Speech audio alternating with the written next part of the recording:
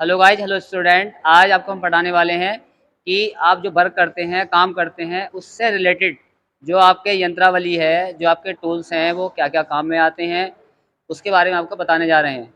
क्योंकि नाप को कैसे लिया जाता है, हम कैसे मेज़रमेंट करते हैं, उसके बारे में बताने जा रहे हैं। ठीक है? पहला टॉपिक आता है आपका माप लेने की विधियाँ। ठीक है? मेथड ऑफ मेज़रमेंट, माप लेने की विधियाँ। तो जो है माप होती है वो 3 प्रकार की होती है।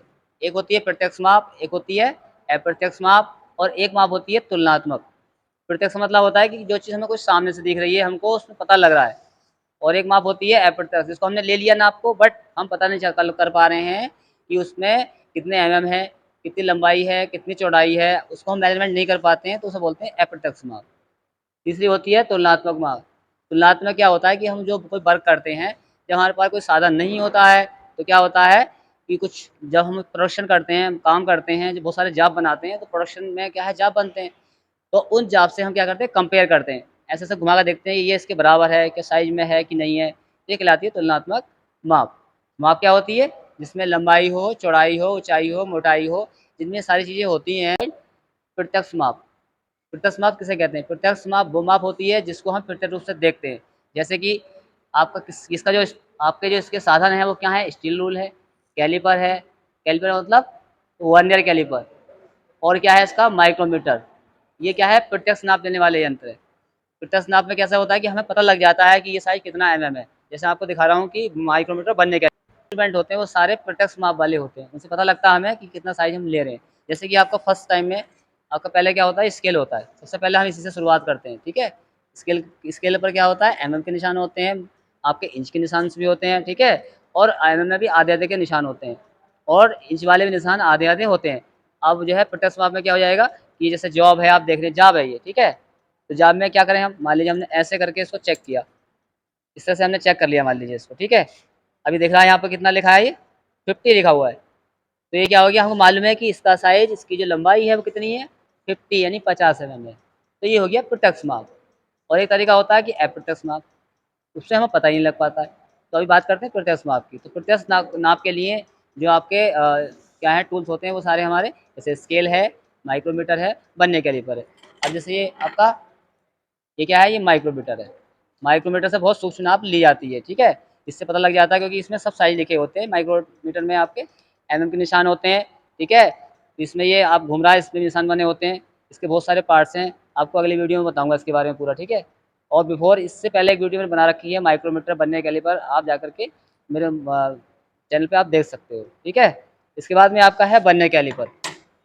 ये देख रहे हैं आप, वर्नियर कैलिपर है ये, ठीक? जब आप साइज़ चेक करेंगे तो बताएगा कि हमारा प्रत्यक्ष माप कितनी है। जैसे कि मैंने यहाँ पे लगा लिया ये, और इस तरह से मैंने देख लिया। ये पूरा-पूरा साइज़ बताएगा कि ये साइज़ कितना बता रहा है। ये पूरा 50 बता रहा है कि 50 इसकी लंबाई है, ठीक है? ऐसी मेज़रमेंट होता है। हम इसका डाया चेक कर सकते हैं। इसका हम जो है इसके द्वारा इंटरनल हम डाया चेक कर सकते हैं। देखो इंटरनल है ना, लगे हैं, इसमें जाल लगे होते हैं, जबड़े लगे होते हैं, ठीक? तो ये जो तरीका होता है इसे बोलते हैं प्रत्यक्ष माप लेना। आइए स्टार्ट का दूसरा स्टेप आता है, जिसे बोलते हैं हम अप्रत्यक्ष माप। अप्रत्यक्ष माप क्या होती है? वह माप जिसको हम मेज़रमेंट ना कर पाएँ, ठीक? तो ऐसे जो टूल होते हैं वो टूल होते हैं कैलिपर, जिन्हें बोलते हैं outside caliper, inside caliper, trammel, divider. ये सब क्या होते हैं? ये अप्रत्यक्ष मापी यंत्र होते हैं, जिससे हम नाप तो ले लेते हैं, बट हम मेज़र नहीं कर पाते हैं कि वो नाप कितनी थी। जैसे अभी आपको बता रहे हैं आउटसाइड कैलिपर है, ठीक है? आउटसाइड कैलिपर है, इससे हम जब जॉब बनाते हैं तो हम बार-बार जॉब को चेक करते हैं। इसको हमने पुश किया, इससे हम साइज़ को चेक करते हैं। अभी रोक लो। अब ये क्या है? ये टूल है, ये क्या है आपका? कैलिपर है। इस कैलिपर को बोलते हैं आउटसाइड कैलिपर। आउटसाइड मतलब होता है बाहरी नाप लेने के लिए। जो बाहरी नाप लेता है उसे आउटसाइड कैलिपर बोलते हैं। बात कर रहे हैं प्रत्यक्ष मापी की, तो ये कैलिपर जो है इस साइज़ को ले रहा है। देखिए, इस साइज़ को ऐसे ले रहा है। ध्यान दें, जब भी जो स्टूडेंट मशीनों पर काम करते हैं, नाप लेने का तरीका ये है कि ये जो कैलिपर है, ये अपने बेड से गिर जाना चाहिए। ये नाप सही है, उसको ज़बरदस्ती पुश नहीं करना है आपको। ज़बरदस्ती दबा-दबा कर देखते हैं तो वो तरीका गलत है। तरीका ये क्या है? ये ऐसे दबाया, ये गिर गया। इसका मतलब ये प्रत्यक्ष माप, ये अप्रत्यक्ष माप आपने ले ली उसकी। अब आपने नाप ले ली, इसमें कुछ पता लग रहा है हमको, रीडिंग पता लग रही है? नहीं लग रही है ना? तो क्या करते हैं, अप्रत्यक्ष माप में एक माप को लेकर के प्रत्यक्ष चीज़ पे जाते हैं, तब मेज़रमेंट करते हैं कि उसका साइज़ क्या है। जैसे कि अप्रत्यक्ष यंत्र हमने ये है, इससे हमने लिया। अब इससे जाते हैं ट्रांसफर करते हैं हम प्रत्यक्ष मापी यंत्र पे। प्रत्यक्ष मापी यंत्र क्या है अभी हमने आपको बताया, या तो आप माइक्रोमीटर लें या बर्नियर कैलिपर लें या लें आप स्केल। तो सबसे स्टार्टिंग पे क्या है हमारा स्केल है। तो स्केल पे क्या करते हैं, इस तरफ से पकड़ा हमने, यहाँ रख के देख लिया कि हमारा साइज कितना है। ठीक है, जैसे दिखा रहा है अभी दिखा दीजिए, ये है कितना, ये 40 दिखा रहा है। ठीक है, इसका मतलब जो हमने अभी डाया चेक किया है वो कितना है, 40 है। वो कैसे पता लगा हमें, अप्रत्यक्ष मापी यंत्र से ट्रांसफर करके ले गए हम प्रत्यक्ष मापी पे। वहाँ जाके हमने देख लिया ये साइज कितना है इसका, 40 है, या साइज उसका 50 है, जो भी उसका मेजरमेंट आए। तो ये नाप होती है दो तरह की होगी, प्रत्यक्ष मापी और अप्रत्यक्ष मापी। इसके बाद में अगला तीसरा आता है, थर्ड नंबर पे है तुलनात्मक माप। ठीक है, कंपेयर करना जो बोलते हैं, कंपेयर करना। इसमें क्या होता है, इसमें कोई हमारा इंस्ट्रूमेंट यूज नहीं करना है। क्या करना है कि बने बनाए पीस से क्या है कंपेयर करते हैं कि ये चीज़ ऐसी तो ऐसी होनी चाहिए। जैसे कि उदाहरण तौर पर, जैसे आपके पास ये जाब रखे हैं यहाँ पर, ठीक है, ये जाब रखे हुए हैं, ये जाब आप ही लोगों ने बनाए हैं। ठीक है, तो हम भी समझा रहे हैं आपको तुलनात्मक जो मेजरमेंट है क्या होता है। क्या होता है कि ये जो हमारा ये मास्टर पीस है, तुलनात्मक होता है कि एक मास्टर पीस लेते हैं, उस मास्टर पीस के अकॉर्डिंग जितना प्रोडक्शन होगा उस प्रोडक्शन के अकॉर्डिंग सारे जो बनेंगे। ठीक है, तो हम उससे कंपेयर कर सकते हैं। कैसे कंपेयर, जैसे ये जो मास्टर पीस है, ये पीस हमने उठा के देख लिया, यहाँ पे लगा के देख लिया इस तरह से कि भाई ये ठीक है। ठीक है, लंबाई चौड़ाई मोटाई अंदर गहराई बराबर है, या इसकी हाइट के अनुसार रख लिया हमने। ठीक, कैसे रख लिया, ये रख लिया हमने ऐसे देख लिया नाप करके कि साइज बराबर है कि नहीं, ये कंपेयर हो गई इस तरह से, ये देख लिया हमने ऐसे कंपेयर हुई कि नहीं हुई। ठीक है, इसे बोलते हैं तुलनात्मक नाप को लेना। ये तीनों स्टेप आपके समझ में आ गए होंगे। अब जो स्टेप है वो है माप के प्रकार। जो माप है वो कितने प्रकार से ली जा सकती है, कितने प्रकार से ली जा सकती है माप के प्रकार लेने के। पहला आता है लंबाई के माप। लंबाई मतलब इंग्लिश में लेंथ बोलते हैं। इसके माप क्या क्या हो सकते हैं। ठीक है, इसकी जो खासियत होती है लंबाई की माप की, लंबाई मतलब होता है लंबाई सीधा, ना घुमावदार होता है ना कुछ होता है, सीधा होता है ना स्ट्रेट। तो ये लंबाई का जो माप होता है वो सीधे रेखा में लिया जाता है, सीधे रेखा में उसको मेजरमेंट किया जाता है। जैसे किसी जाप की लंबाई को मेंशन करते हैं, जैसे कि हमने बर्नियर कैलिपर चेक करें या हम स्केल से चेक करें, तो इस तरह से ही हमने नाप ले लिया, तो सीधी रेखा में नाप ले ली ना ऐसे करके। ठीक है, तो ये आप क्या है लंबाई की माप होगी इस तरह से। ठीक, अब इसके बाद में क्या है, इसमें जो टूल यूज होते हैं वो कौन कौन से होते हैं टूल यूज। इसमें टूल यूज होते हैं, इसमें इंस्ट्रूमेंट यूज हो रहे हैं, इसमें मेजरिंग इंस्ट्रूमेंट यूज हो रहे हैं। कौन कौन से, micrometer, vernier caliper, steel rule, जितने मेजरिंग इंस्ट्रूमेंट हैं ये सारे इसमें हैं, सीधी रेखा में नापने के लिए यूज होते हैं। कुछ अलग अलग होते हैं, अलग टाइप के हो सकते हैं। ठीक है, वो काम करने का तरीका हमारा अलग अलग होता है। जितने स्टैंडर्डाइज कंपनी में जाओगे वहाँ पे बना होता है क्वालिटी कंट्रोल। उस क्वालिटी कंट्रोल के अंदर जितने मेजरमेंट होते हैं, लंबाई हो चौड़ाई हो उसका एंगल्स हो, ठीक है, या उसकी गोलाई हो रेडियस हो उसमें, या उसमें कितनी पैरेलटी है, कितनी समतल है हमारी धातु, सब चेक करने के क्वालिटी कंट्रोल में सब कुछ ये चेक की जाती है। ठीक है, नंबर 2 पे है माप के प्रकार में कोण वाले माप। कोण वाला मतलब होता है एंगल। कुछ हम जो बनाते हैं उनमें एंगल्स भी होते हैं, टेपर होते हैं, ठीक है, रेडियस भी होते हैं, बट बात कर रहे हैं एंगल की। तो एंगल किससे चेक करेंगे, कोण किससे चेक करेंगे। किसी जॉब में कोण है, किसी में एंगल है, किसी में टेपर कटा हुआ है, कितना टेपर कटा है उसे कैसे कैलकुलेशन करेंगे। तो उसे कैलकुलेशन करने के लिए हमें अलग अलग टाइप के हमारे पास औजार होता, अलग टाइप के जो है क्या होते हैं इंस्ट्रूमेंट होते हैं। जैसे कि इसका जो आपके क्या है ये मेजरिंग इंस्ट्रूमेंट है, कौन से, कॉम्बिनेशन है, बेवल है, यूनिवर्सल बेवल प्रोडक्टर है, साधारण प्रोडक्टर है और बर्नियर बेवल प्रोडक्टर है। जैसे आपको दिखा रहा हूँ अभी मैं, आप ये देख रहे हैं ये क्या है, ये कॉम्बिनेशन सेट है टाइप के, 1 2 3 इसमें सेट होते हैं। ठीक है, अभी आप देख रहे हैं इसमें क्या बना हुआ है, ये देखिए, आप देखिए सेट बना हुआ है इसमें। इसमें देखिए यहाँ पे एंगल है और इधर साइड में भी ये एंगल है। तो इनके द्वारा हम एंगल से भी चेक कर सकते हैं। कैसे चेक कर सकते हैं, अभी आपको मैं क्लियर कर दे रहा हूँ। जैसे ये बना हुआ है, ठीक है, तो कोई हमने ये लिया, हमने पैमाना ले लिया, कोई चीज़ का एंगल चेक करना है, तो क्या है एंगल, इसको हमने इस तरह से रख लिया, ये रख लेते हैं इस टाइप से, या इसको ऐसे घुमा कर रख लीजिए, इसके लागे संपर्क में। ठीक है, तो ये आपका ऐसे आया और ऐसे करके बना कि नहीं बना। अगर किसी में एंगल्स है तो उस एंगल को इस टाइप से चेक कर सकते हैं। और उसमें और डिफरेंट टाइप का कोई एंगल्स है तो उसको हम डिफरेंट टाइप की जो है, ये इसमें साधन लगे हुए हैं, इनको लगा करके हम, ठीक है, हम एंगल को नाप सकते हैं। तो ये समझ में आ गया होगा आपको कोण का जो मापन है किस प्रकार से किया जाता है। इसके बाद में अगला है नंबर 3 पे है रेडियल वाले माप। जैसे नाम से विदित है, रेडियल मतलब घूमने वाला, गोलाई वाली चीज़ है, रेडियल है तो उसे बोलते हैं रेडियल। जो चीज़ घूमती है उसे रेडियल बोला जाता है। वो माप कैसे ली जाती है, पहला इसका जो टूल्स यूज होते हैं वो कौन कौन से होते हैं, रेडियल गेज होती है, या प्लग गेज होती है, या विंग गेज होती है। तो जिसमें गोलाई के जगह होती, गोलाई वाला एरिया होता है, वहाँ पे इस टाइप की गेजों को से चेक करते हैं कि तुम्हारा साइज़ कितना है। क्योंकि आप जानते हैं, देखा होगा आपने, लिखा होता है जॉब के ऊपर R5, R8 इस टाइप से लिखा होता है। इसका मतलब क्या है, जॉब में जो गोलाई है ये 5 की रेडियस है, R8 मतलब 8 mm की उसमें रेडियस है, इस टाइप से उसमें दिया होगा। तो इस प्रकार से हम रेडियल वाली मापें इन टूल के द्वारा, इन मेजरिंग इंस्ट्रूमेंट द्वारा ले सकते हैं। ठीक है। अगला नंबर 4 पर है समतल सतह के माप। समतल सतह के माप से क्या समझ रहे हैं आप? किसी वस्तु में कितनी पैरेलटी है, कितनी समतलता है। जैसे हमारे यहाँ क्या है, सरफेस प्लेट है।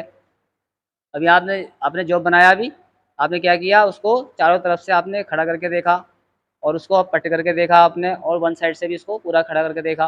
तो आपने देखा कि जो पूरा स्ट्रेट खड़ा होना चाहिए, तो पूरा स्ट्रेट खड़ा हो रहा है, इसका मतलब क्या है, उसमें पैरेलटी सही है। पैरेलटी मतलब होता है सीधापन, स्ट्रेटपन। जो आपकी सरफेस प्लेट होती है, उसे माना जाता है कि 20 माइक्रोन तक उसमें पैरेलटी होती है, यानी शुद्धता।